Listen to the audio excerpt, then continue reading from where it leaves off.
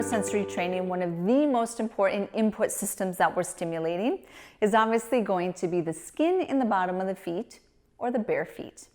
Now, when we look at the foot sensory input, this is critical to how we control dynamic movement.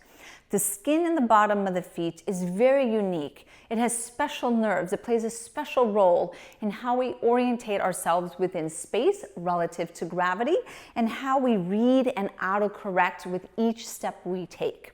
It's really how we read and connect to the ground. So we want to understand how the foot or the skin in the bottom of the foot accesses and communicates with the brain. Now, the sensory motor cortex of the brain can be represented or mapped through what's called the homunculus.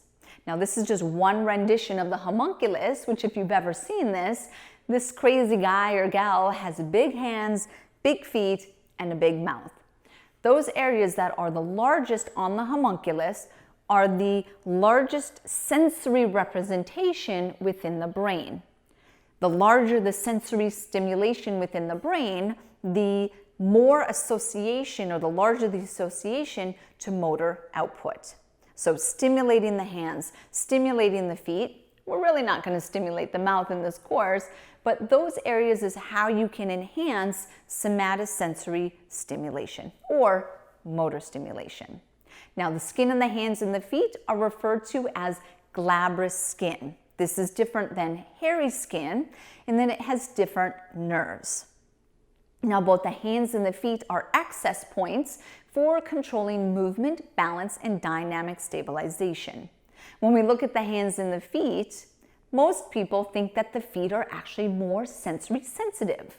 I wish that they were, but they're actually not. The hands are way more sensory sensitive than our feet. And it makes sense. We do fine motor control and dexterity, such as buttoning a button, playing musical instruments, sewing, or performing surgery. All of those require very high sensory input of the hands. But how can you use that information for controlling balance and dynamic movement? If you stimulate the hands, the nerves of the hands, because they're like the nerves of the feet, you could actually improve someone's balance by stimulating the hand. This could be having them hold something that's textured, hold something that's vibrating like a hypersphere ball, or I could put my hand on the counter while I'm balancing. Right away, I feel an improvement in balance. Again, the hands and the feet contain the same nerves. The hands contain 13,000 mechanoceptors, where the foot only contains a little over 100. Now, these nerves in the bottom of the foot, this is important to understand and appreciate, is that the distribution of the nerves is in the ball of the foot, the outside of the foot, and then the heel. Very few mechanoceptors are actually found within the arch. The hand, you will see, is going to be much more in the fingers than the palm of the hand. So you could think of this as the arch of the hand. Very few mechanoceptors compared to the fingers. Now, what are the nerves specifically? These mechanoceptors of the glabrous skin can be broken down into four main types of nerves. Two of these are going to be slow adapting, and then two of them are going to be fast adapting. What does that mean?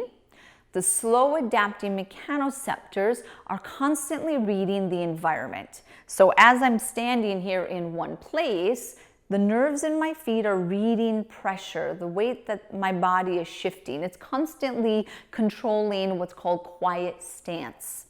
Whereas the fast adapting, they respond to a stimulation and then shut off, which means that you have to move to stimulate these nerves. We need a combination of both because one, we need to be able to control ourselves standing in one place. This is called sway. And then, of course, we need to control our balance when we walk or we move dynamically. Now, between the slow adapting and the fast adapting, the first slow adapting, the SA1 mechanoceptor, is also known as a Merkel disc. This is sensitive to texture, or what's referred to as two-point discrimination. The two-point discrimination of Braille, how you read Braille, is essentially stimulating the SA1 mechanoceptor. Naboso technology in all of our mats and insoles and flooring is essentially stimulating the SA1 mechanoceptor on the hands and feet. This is how we are able to tap into the somatosensory cortex of the brain. Now, your second SA nerve, SA2, is going to be sensitive to skin stretch. I had mentioned it earlier, but the SA2 is going to be when you're on a rough surface. It creates stretch, skin stretch. Or if you use kinesiology tape, you get stretch from tape that is adhered. Anything like a brace is going to create stretch on the skin, and then that will stimulate the SA2 mechanoceptor. What's interesting is that you find SA2 mechanoceptors in your fascia, not just in the palm of the hand and the bottom of the feet. Now let's go to the fast adapting mechanoceptors. Both FA1 and FA2 are sensitive to vibration. If you remember from earlier, vibration is how we feel the ground. When we're pounding on the pavement, that vibration that's created from impact forces, it's perceived as vibration. Vibration that stimulates the FA1 and the FA2 mechanoceptor. FA1 is low frequency, FA2 is high frequency. Both of them, though, are ground reaction forces. This shows a distribution of these different mechanoceptors. So we can see these are all the receptors, how they're located on the foot. So you're thinking of where would you want to stimulate the foot?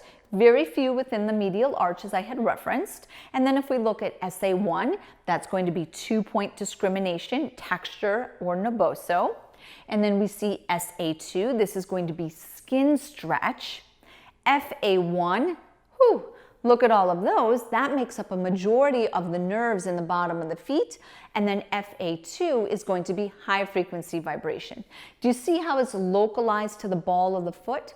This is often referred to as the landing pad of the foot. So if we do a jump and we land on the ball of the foot, that makes sense. High frequency vibration is coming in through that part of the foot. So this distribution helps you to appreciate where you're finding these nerves and how you can stimulate them.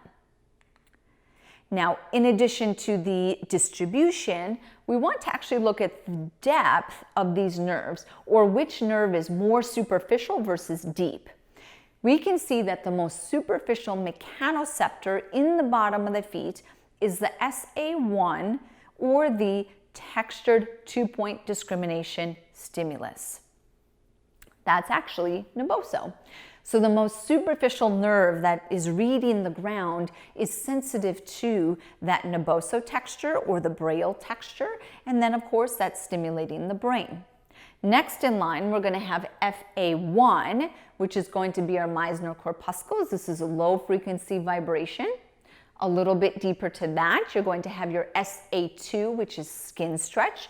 Now we're getting a little bit into our subcutaneous area. And then going even deeper, or the deepest of the mechanoceptors, will be FA2, high frequency vibration. Makes sense. Higher frequency can go deeper into the skin. This just gives you another appreciation of that distribution and how we can appreciate that different stimulation. Again, SA1 the most superficial, FA2 is going to be the deepest within the skin. Now, I already referenced that the SA2 mechanoceptor is found within our fascial web, but you also find FA2, which is vibration. So your myofascial web is also sensitive to stretch and vibration. This is important when it comes to dynamic movement, elasticity, and tension. Now, if we look a little bit closer at dynamic movement and ground reaction forces, I want you to appreciate why barefoot and appreciating barefoot is important for all of our clients and all of the members. The sensory stimulation of functional movement and walking is going to be ground reaction forces. I know I keep repeating this, but it's so that we appreciate it and that you can repeat it to your members and your clients. Vibration makes up 80% of the mechanoreceptors in the bottom of the feet.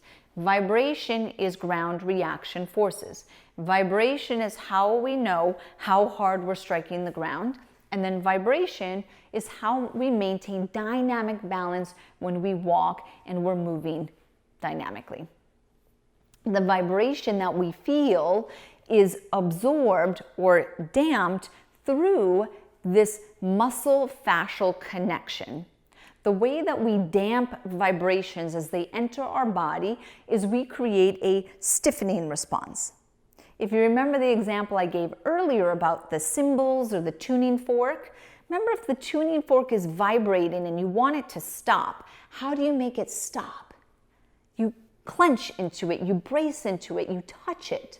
That touching, bracing, splinting effect is going to be through your muscles and your fascia.